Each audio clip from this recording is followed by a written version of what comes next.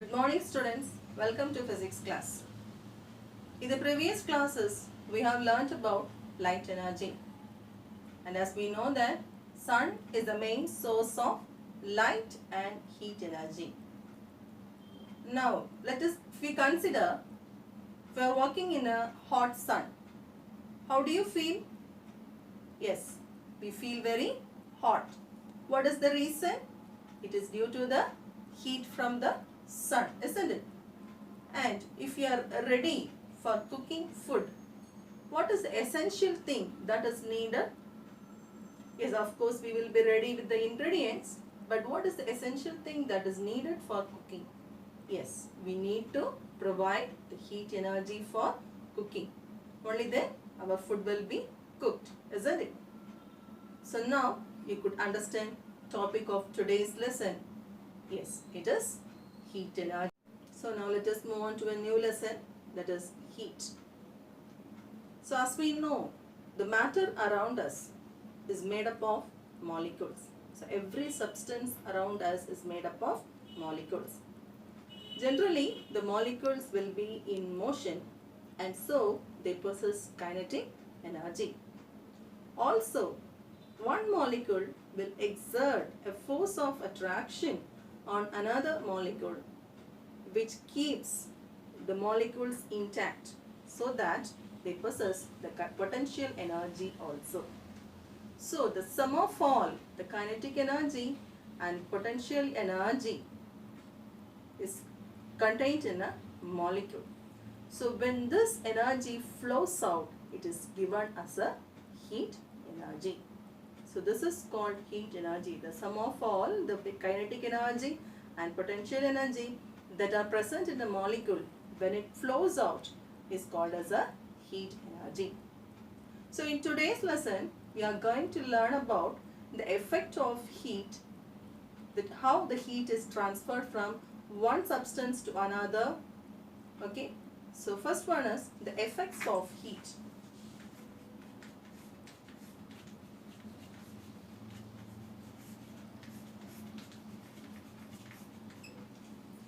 So what are the effects of heat? I think this you might have learned in class 7. Yes, what are the effects of heat?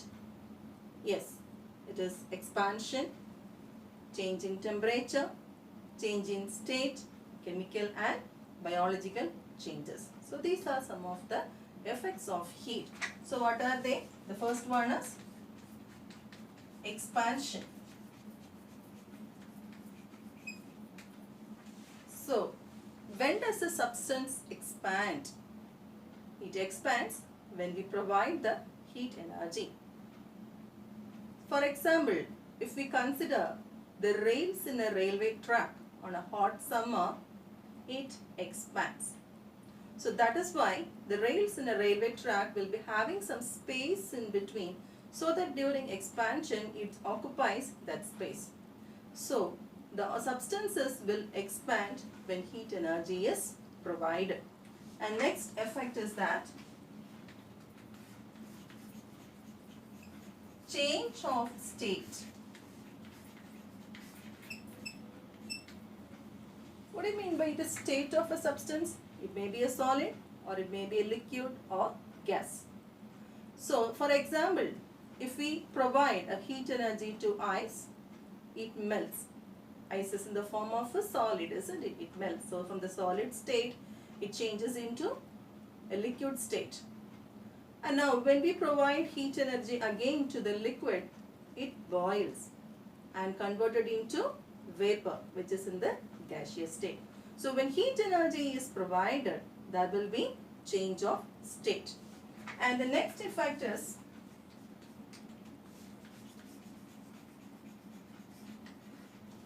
change in temperature. So whenever there is a change in temperature, so one substance may be at a high temperature when compared to that of the other substance which is at a low temperature. So heat energy always flows from a substance of high temperature to low temperature. And the next effect is the chemical changes. So every chemical reaction, it needs some heat for producing the respective product. So certain chemical reaction will be happening or giving a particular product at a particular temperature only. So we have to provide that particular temperature or the heat energy for getting the respective product. Also, cooking food is also one of a chemical reaction. Why? Because when we provide the heat energy, the food is being cooked, which is a chemical reaction. So these are some of the effects of heat. So what are the effects of heat? Expansion, change of state, change in temperature, and chemical changes.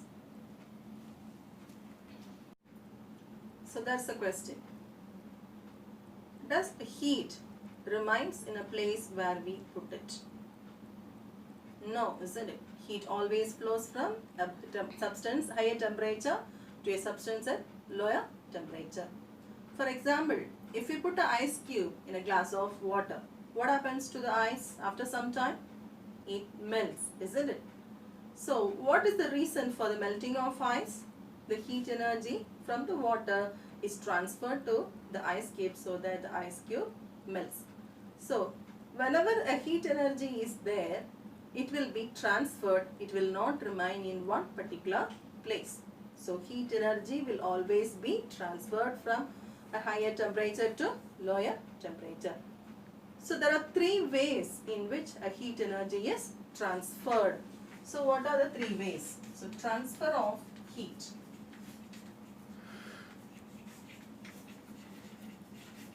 What is conduction? So when solid is heated, the molecules in solids are put together, they are closely packed. So the molecules in solids, they start vibrating in their own position, but they do not move. So this vibration makes the neighboring molecule also to vibrate, and thus the energy is transferred. The molecules are not moving, but only because of the vibration of the molecules, the heat energy is transferred from one end to the other end. So this is called as conduction. And conduction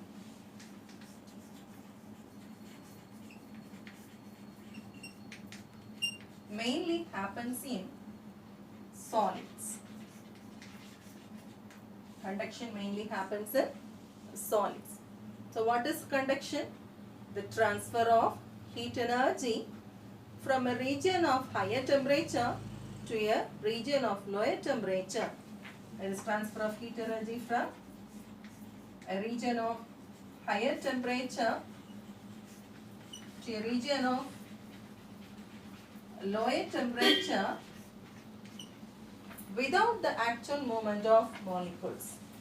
No movement of molecules.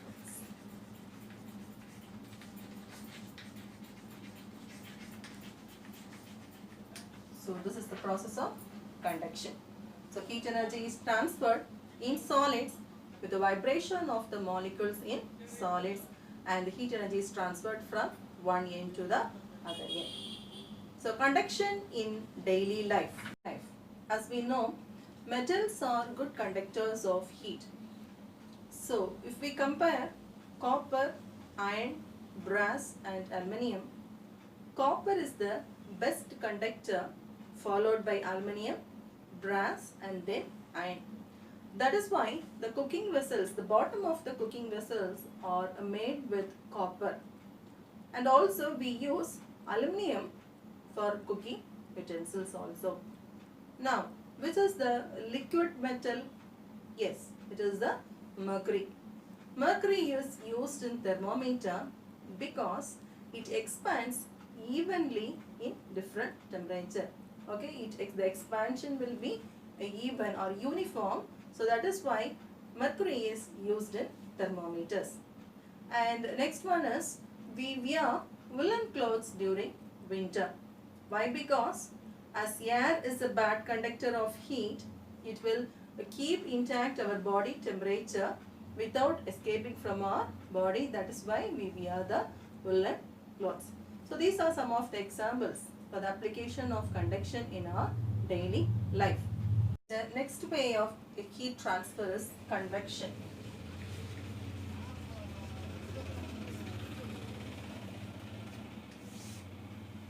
Now, if we boil a beaker of water, the water molecules at the bottom of the beaker gets heated first and it rises up, and the water molecule at the top will move down. The same thing happens in the air also. The air which is near to the land gets heated so quickly and it rises up. As the hot air is less dense, it rises up, and the cool air occupies the empty space, which provides the circular flow. So what is convection? Convection is the flow of heat energy from higher temperature to a lower temperature in fluids with the actual movement of the molecules. But in conduction, we learned that the molecules will not move, they will vibrate in the same position itself. Whereas in convection, the molecules will move. So where does the convection takes place? In fluids. Conduction takes place in solids. Convection takes place in fluids with the actual movement of molecules.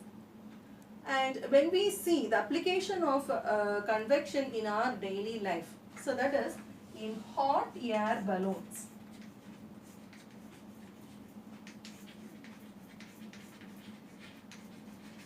Convection is the working principle in hot air balloons. So if we provide heat energy by means of any heat providing objects at the bottom of the hot air balloon, the hot air gets heated and it rises up and it occupies the top portion of the balloon. Once when all the air gets heated, the balloon starts flowing. So this is one of the example for convection. And the main example in our daily life based on convection is the sea breeze and land breeze. So what happens in sea breeze? During daytime, the air in the land gets heated and the hot air rises up as it becomes less dense, and so there will be an empty space. So the cooler air from the sea blows towards the land. So this is called a sea breeze, which takes place during the daytime. And next is land breeze. Land breeze takes place during the night time. The sea water will be warm when compared to that of the land. So the hot air above the sea water will hot air rises up and flow towards the land, and the cool air from the land blow towards the sea, and this causes the land breeze, and this is the principle of convection. So these are some of the examples that the daily convection in daily life. There are two more examples for convection in our daily life. What causes the wind flows? So air always flows from a region of high pressure to a region of low pressure. So hot air rises, which is less dense, and creates a low pressure. So air, which is a cooler air, which is at the high pressure, flows towards the low pressure area, which causes the winds to blow. And also we use chimneys in our home, in our kitchen, isn't it? So when hot air rises up, the hot air will be given out through the chimneys. So these are two more examples related with convection. Then the next way of transfer of heat is radiation.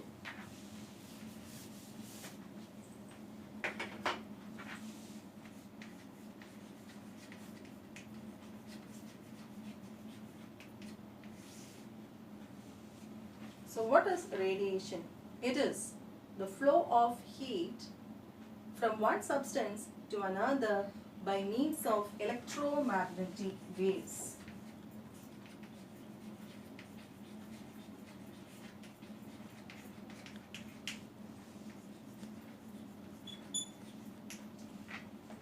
So the heat energy is transferred by means of electromagnetic waves. The waves need any medium for transfer?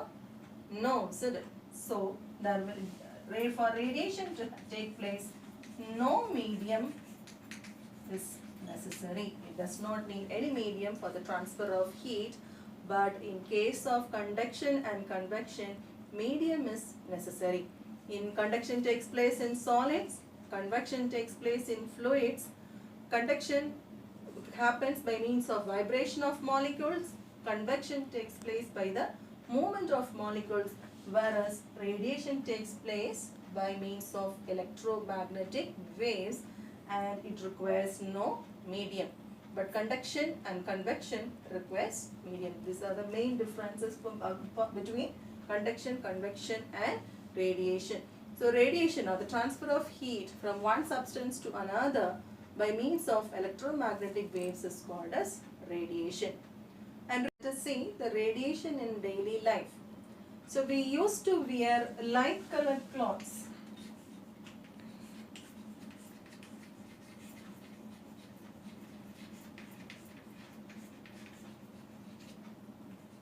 In summer. Why do we wear light colored clothes in summer? Because the light colored clothes will reflect the radiation from the sunlight. So that is why if we wear dark colored clothes, it will absorb the heat energy, whereas the light colored clothes will reflect the heat energy. That is why we are advised to wear light colored clothes during the summer. And the second thing is the aeroplanes are highly polished. Aeroplanes are highly polished.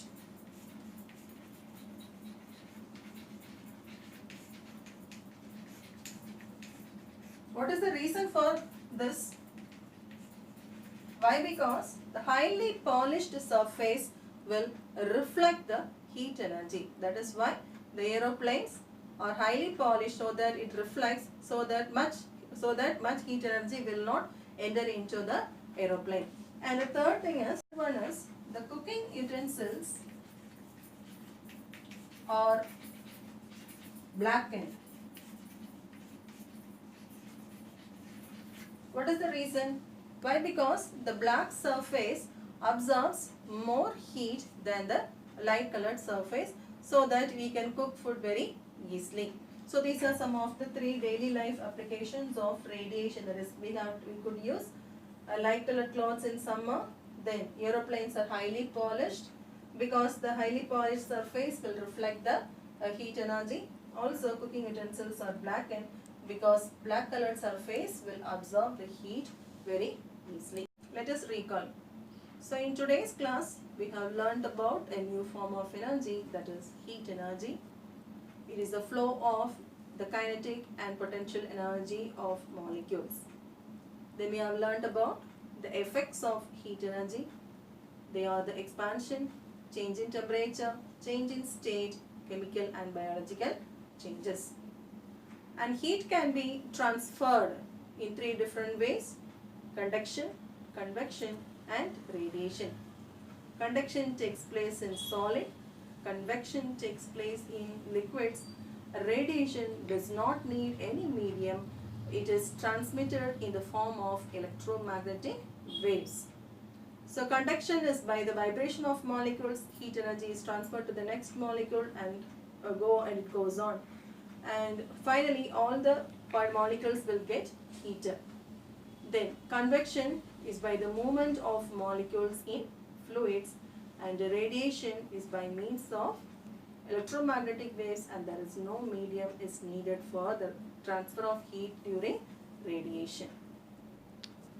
Okay students, I have gone through some of your activities. You have done well, and I appreciate Ganapati Rajan, Asir and Naufal, Shanmadi, they have Nitish, they have done their projects and submitted their projects in a better way. Others have finished.